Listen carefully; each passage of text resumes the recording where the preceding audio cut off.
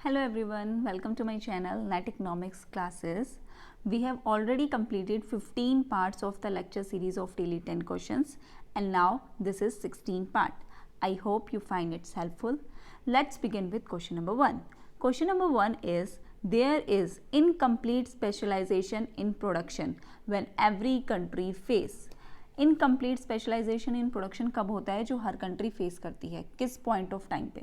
So option 1 है हमारा constant opportunity cost पे, second is decreasing opportunity cost, third is increasing opportunity cost and fourth is indeterminate opportunity cost. सबसे पहले आपको ये पता होना चाहिए कि अपॉर्चुनिटी कॉस्ट का मतलब क्या होता है. तो अपॉर्चुनिटी कॉस्ट का मतलब होता है the cost of next best alternative. हमारे पास बेस्ट अल्टरनेटिव क्या है? The cost of next best alternative foregone, जिसको हमने छोड़ा है एक दूसरी यूनिट गेन करने के लिए. ठीक है, तो इसका रीज़न हम समझते हैं. आप लोग डिसाइड करो कि इसका क्या आंसर हो सकता है. उससे पहले हम जानते हैं कि इसकी एक्सप्लेनेशन क्या होगी, फिर आपको आंसर भी पता चल जाएगा. The reason for incomplete specialisation under increasing cost. अब ये जो इंक्रीजिंग कॉस्ट है उसमें क्यों होता है? बिकॉज अगर हर नेशन को स्पेशलाइजेशन चाहिए अपनी कमोडिटी में, तो तभी वो क्या कर सकता है, कंपैरेटिव एडवांटेज का फ़ायदा उठा सकता है. अगर उसे एडवांटेज चाहिए, अगर वो किसी के साथ कंपैरिजन कर रहा है, कंपैरेटिव कॉस्ट एडवांटेज चाहिए, तो वो कभी हो सकती है जब उसकी अपनी प्रोडक्शन में जो भी वो कमोडिटी प्रोड्यूस कर रहा है उसमें क्या हो, स्पेशलाइजेशन हो. ठीक है, तभी वो क्या कर सकता है, कंपैरेटिव कॉस्ट एडवांटेज उठा सकता है उस प्रोडक्शन का, उस एक्टिविटी का. तो अगर इनकम्प्लीट रहेगी हमारी स्पेशलाइजेशन, हम अपनी प्रोडक्शन में इनकम्प्लीट हैं, स्पेशलाइज्ड नहीं है इतने अच्छे से, तो क्या प्रॉब्लम हमारी कंट्री क्या फेस करेगी? Increasing opportunity cost.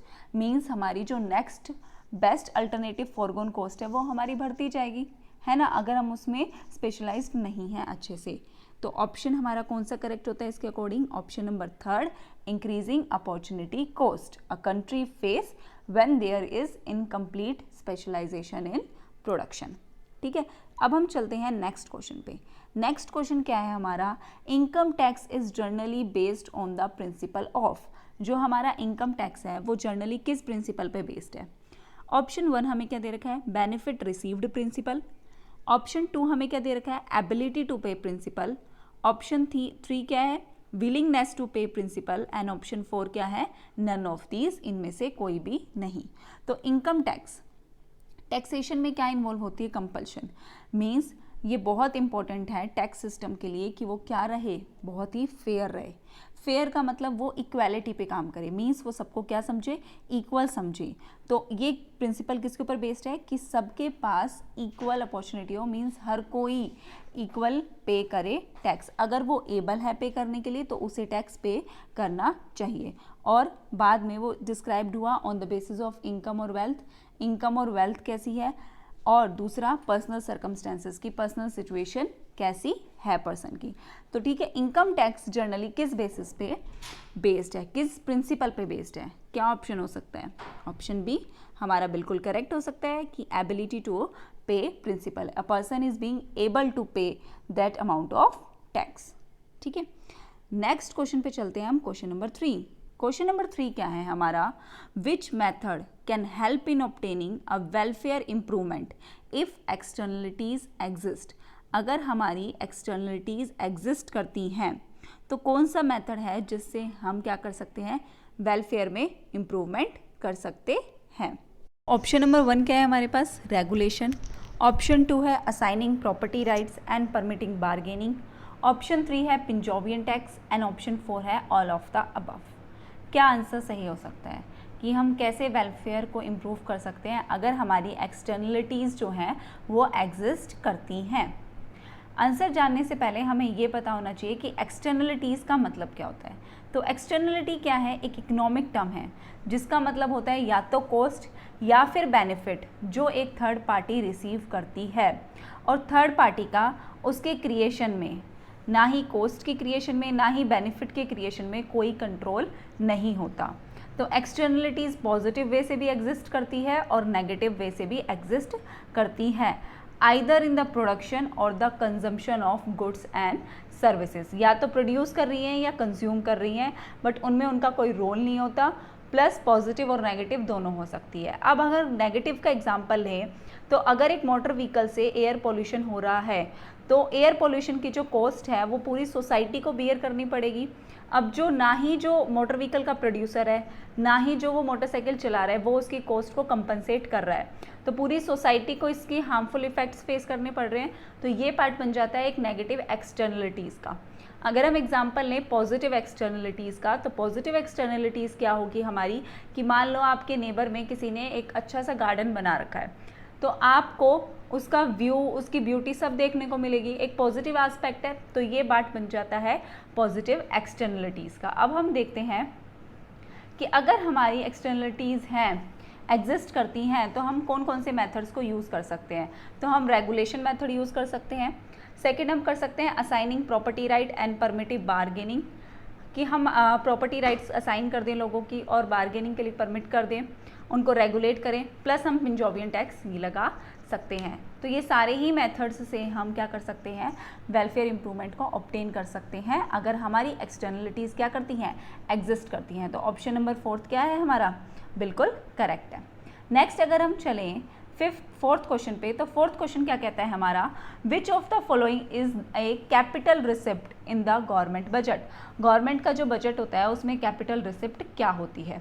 Option first हमें क्या दे रखा है, interest receipt on loans given by the government to other party. Second क्या दे रखा है, dividend and profit of public enterprise. Third हमें क्या दे रखा है, borrowing of government from the public. और फोर्थ हमें क्या दे रखा है, प्रॉपर्टी टैक्स राइट। तो हमें ये बताना है कि इन चारों ऑप्शन में से कौन सा पार्ट बनेगा कैपिटल रिसिप्ट का। ठीक है, आप बताओ कौन सा पार्ट बनेगा, एक्सप्लेनेशन देखें। चलो स्टार्ट करते हैं। तो कैपिटल रिसिप्ट क्या होते हैं, are the loans raised by the government, जो गवर्नमेंट रेज करती है from the general public, general public से। कैपिटल बजट दोनों, कैपिटल बजट का ही पार्ट होता है कैपिटल रिसिप्ट और कैपिटल पेमेंट।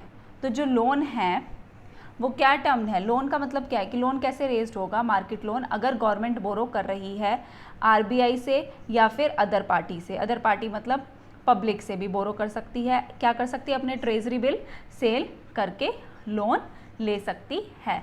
तो वो पार्ट बन जाता है किसका, कैपिटल रिसिप्ट का। तो कौन सा ऑप्शन हमारा सही है इन तीनों में से, कि अगर गवर्नमेंट बोरो कर रही है किससे, पब्लिक से, या फिर आरबीआई का भी इसमें ऑप्शन आ सकता है। तो ये बन जाते हैं कैपिटल रिसिप्ट का पार्ट। और कैपिटल रिसिप्ट किसका है, कैपिटल बजट। कैपिटल बजट के ही दो पार्ट है, कैपिटल रिसिप्ट और कैपिटल पेमेंट। नेक्स्ट क्वेश्चन पे चलते हैं, क्वेश्चन नंबर 5। क्वेश्चन नंबर 5 क्या है हमारा, new Keynesian use which of the following to explain price and wage stickiness. New Keynesian ने इनमें से कौन से मेथड का यूज़ किया है, किसको एक्सप्लेन करने के लिए, प्राइस वेज स्टिकीनेस को। ठीक है, ऑप्शन 1 हमें क्या दे रखा है, staggered labour contract. Option second क्या है, मेन्यू कॉस्ट। ऑप्शन थर्ड क्या है, behaviour based on bounded rationality. और ऑप्शन 4 क्या है, ऑल ऑफ द अबव। तो कौन सा आंसर हो सकता है प्राइस वेज स्टिकीनेस को देखने के लिए। देखिए एक्सप्लेनेशन देखते हैं सबसे पहले कि न्यू केन्जियन ने क्या एडवोकेट किया, किसके बारे में बात की है, that we should maintain price and wage sticky, कि प्राइस और वेज जो हैं स्टिकी मेंटेन होने चाहिए। मतलब क्या है, they adjust more slowly to short term economic fluctuation.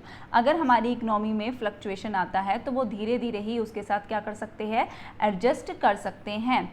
और उसने क्या एक्सप्लेन किया है कि इकोनॉमिक फैक्टर्स जो हैं जैसे कि involuntary unemployment and the impact of federal monetary policies, ये दोनों ही क्या डालती हैं, ये दोनों ही इकोनॉमिक फैक्टर्स हैं जो हमारी प्राइस वेज स्टिकीनेस पे इफेक्ट डालते हैं। अब प्राइस स्टिकीनेस या वेज स्टिकीनेस को हम क्या बोल सकते हैं, nominal rigidity. Nominal rigidity also known as price stickiness या फिर वेज स्टिकीनेस। और ये कैसी सिचुएशन है, in which nominal price is resistant to change. अगर हमारे नॉमिनल प्राइस हैं तो वो रेजिस्ट करते हैं, अपने आप को रोकते हैं किसी नए चेंज के लिए। तो ये तीनों ही फैक्टर्स हैं जिससे क्या करते हैं, बहुत ही स्लो चेंज चाहते हैं पर बहुत ही धीरे धीरे चेंज चाहते हैं। मेन्यू कॉस्ट की बात करें तो मेन्यू कॉस्ट का मतलब है कॉस्ट ऑफ अल्टरिंग प्राइस।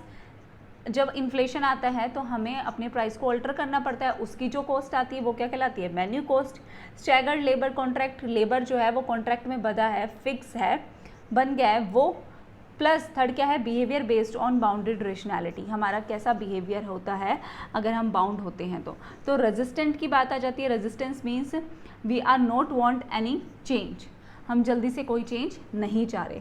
तो ये तीनों ही ऑप्शन क्या है हमारे correct, means option number 4 all of the above क्या है हमारा करेक्ट आंसर। नेक्स्ट क्वेश्चन पे चले। नेक्स्ट क्वेश्चन क्या है हमारा, विच amongst the following would be most effective in mitigating the effect of externalities. Externalities के इफेक्ट को थोड़ा कम पेनफुल, मिटिगेटिंग का मतलब होता है किसी चीज़ को कम पेनफुल, कम सीवियर बनाना, उसके इफेक्ट को कम पेनफुल बनाना, कौन सा मेथड यूज़ कर सकते हैं। ऑप्शन 1 क्या है, फिस्कल पॉलिसी। ऑप्शन 2 क्या है, रेगुलेशन ऑफ मोनोपोली। ऑप्शन 3 क्या है, एक्टिव मॉनेटरी पॉलिसी। और ऑप्शन 4 क्या है, फ्रीइंग द मार्केट, मार्केट को फ्री करके, मॉनेटरी पॉलिसीज़ को एक्टिव बना के, मोनोपोलीज़ को रेगुलेट करके, या फिर फिस्कल पॉलिसी अप्लाई करके। तो कौन सा मेथड हो सकता है।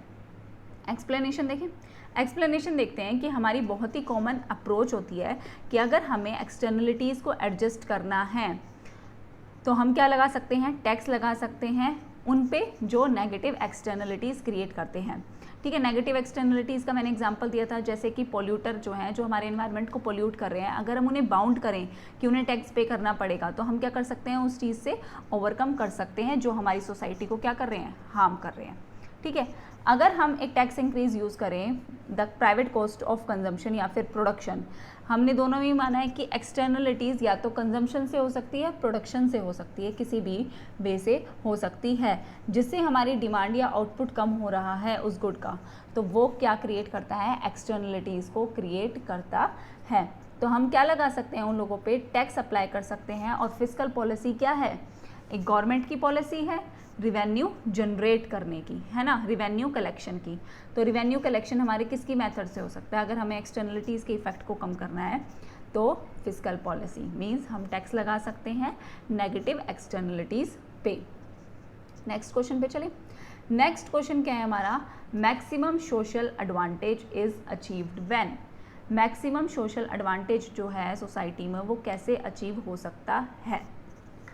सबसे पहला हमें दे रखा है टोटल सोशल सेक्रीफाइस किसके इक्वल होगा, टोटल सोशल बेनिफिट के। ऑप्शन सेकंड क्या दे रखा है हमें, मार्जिनल सोशल सेक्रीफाइस किसके इक्वल होगा, मार्जिनल सोशल बेनिफिट के। थर्ड हमें क्या दे रखा है, नेट सोशल सेक्रीफाइस किसके इक्वल होगा, नेट सोशल बेनिफिट के। और फोर्थ हमें क्या दे रखा है, एवरेज सोशल सेक्रीफाइस किसके इक्वल होगा, एवरेज सोशल बेनिफिट के।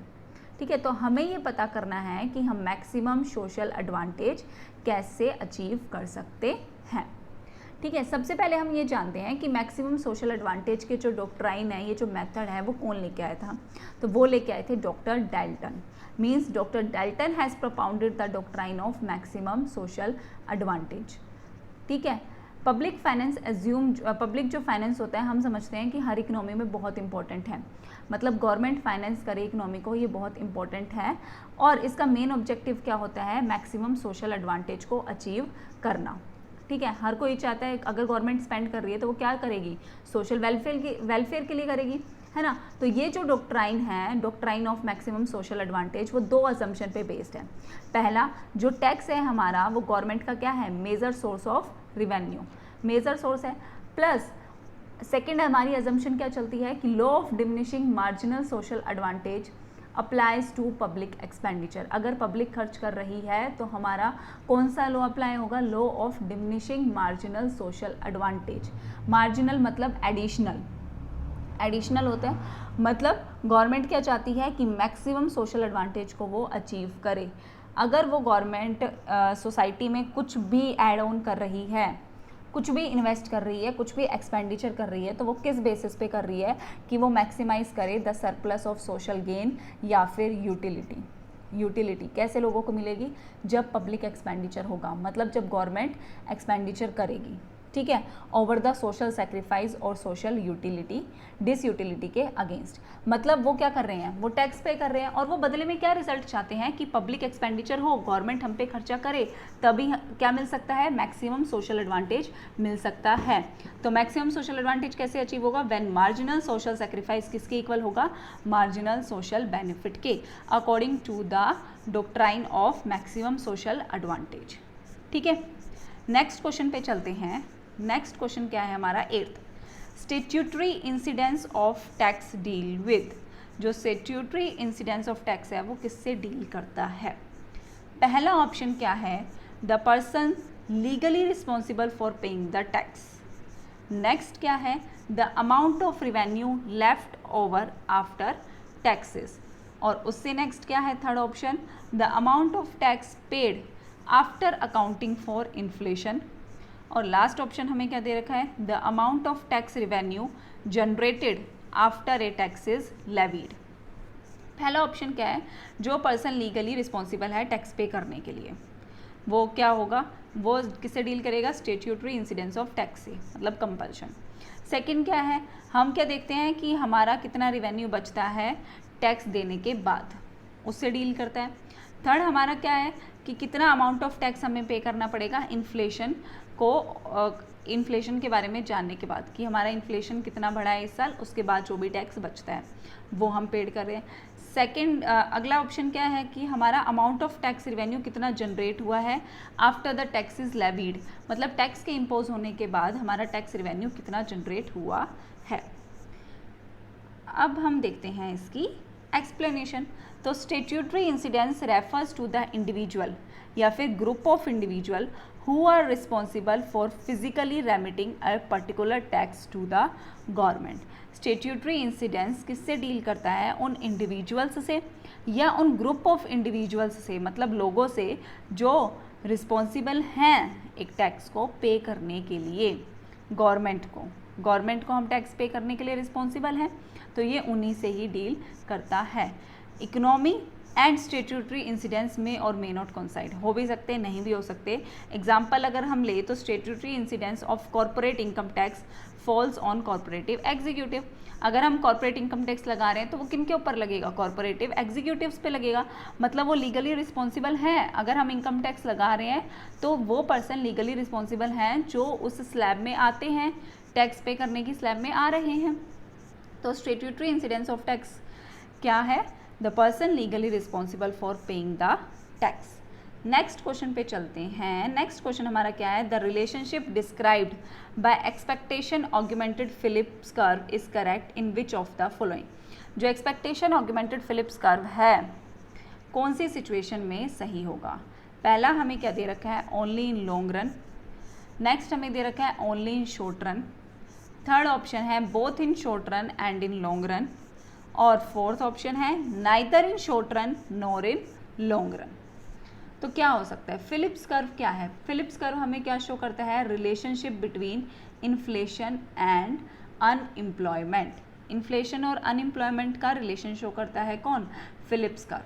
अब जो ये जो कर्व है वो ओरिजिनली किसने प्रोड्यूस किया था, A.W. फिलिप्स ने 1958 में। और क्या सजेस्ट करता है कि there is a trade off between inflation and unemployment. Inflation और अनएम्प्लॉयमेंट में क्या है, ट्रेड ऑफ है। ठीक है, ट्रेड ऑफ इसका मतलब क्या है कि अगर हमारी अनएम्प्लॉयमेंट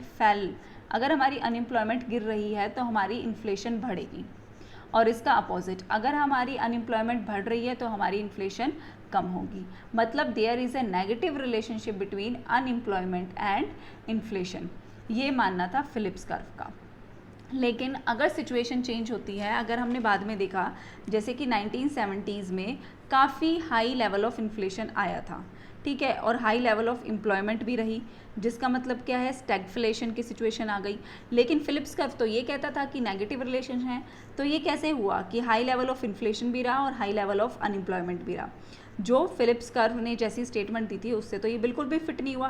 तो ये नई सिचुएशन के अकॉर्डिंग उन्होंने क्या एक्सप्लेन किया, expectation augmented Phillips curve. Expectation augmented Phillips curve को डिराइव करने वाले थे मिल्टन फ्राइडमैन ने इस सिचुएशन को एक्सप्लेन किया। इस मॉडल में उन्होंने शॉर्ट रन और लॉन्ग रन दोनों ही फिलिप्स कर्व दिखाए कि शॉर्ट रन में ऐसा होगा, लॉन्ग रन में ऐसा हो सकता है। और उन्होंने ये सजेस्ट किया कि शॉर्ट रन में ट्रेड ऑफ हो सकता है इन्फ्लेशन और अनएम्प्लॉयमेंट में, मतलब कि नेगेटिव रिलेशन हो सकता है इन्फ्लेशन और अनएम्प्लॉयमेंट में, बट लॉन्ग रन में ये ट्रेड ऑफ काम नहीं करेगा, मतलब लॉन्ग रन में नेगेटिव रिलेशनशिप नहीं होगा। ठीक है, समझ में आया? अब इन्होंने क्या बोला कि रिलेशनशिप जो डिस्क्राइब किया है ऑगमेंटेड फिलिप्स कर्व ने, तो वो कौन सी सिचुएशन में करेक्ट बैठता है। तो पहली बात तो यह है कि वो शॉर्ट रन में सही होगा, लॉन्ग रन में वो नहीं हो सकता, ठीक है। तो अगर लेकिन एनटीए नेट के अकॉर्डिंग ऑप्शन ए हमारा करेक्ट है, बट अगर हम इसकी एक्सप्लेनेशन देखें तो एक्सप्लेनेशन के अकॉर्डिंग शॉर्ट रन में हो सकता है और लॉन्ग रन में नहीं हो सकता। ओके, एक्सप्लेनेशन तो इसकी यही सही है, बाकी एनटीए नेट ने यही ऑप्शन दिया था, यही करेक्ट बताया था। नेक्स्ट क्वेश्चन पे चलते हैं 10th। Non accelerating inflation rate of unemployment means, NAIRU means, ठीक है। तो नायरू क्या है, पहला ऑप्शन क्या है हमारा, rate of unemployment for which the change in rate of inflation is 0। हमारी अनएम्प्लॉयमेंट का ऐसा रेट जिसमें चेंज आए तो रेट ऑफ इन्फ्लेशन क्या हो, 0 हो। सेकंड हमें क्या दे रखा है, a rate of inflation which makes the unemployment 0, ऐसा रेट ऑफ इन्फ्लेशन जो अनएम्प्लॉयमेंट के रेट को 0 कर दे। नेक्स्ट हमारा क्या है, rate of inflation for which the change in rate of unemployment is 0। और फोर्थ क्या है, the rate of unemployment which is equal to rate of inflation. तो नायरू का मतलब क्या होता है, means non accelerating inflation rate of unemployment. अब ये क्या है, इसका मतलब क्या होता है, it refers to a theoretical level of unemployment. एक अनएम्प्लॉयमेंट का theoretical level means theory basis पे, below which inflation would be expected to rise. अगर उससे नीचे गई हमारी अनएम्प्लॉयमेंट तो हमारी इन्फ्लेशन क्या होगी, राइज होगी ही होगी। तो नायरू का मतलब एक ऐसा rate of unemployment for which the change in rate of inflation is 0, कि हमारी इन्फ्लेशन के रेट में जो चेंज आए वो क्या आए, 0 आए। अगर उससे बिलो जाती है तो इन्फ्लेशन हमारा राइज करेगा। Thank you so much. अगर आपको ये हेल्पफुल लगे then please like, share and subscribe my channel. I hope you all are fine and safe. Thank you so much.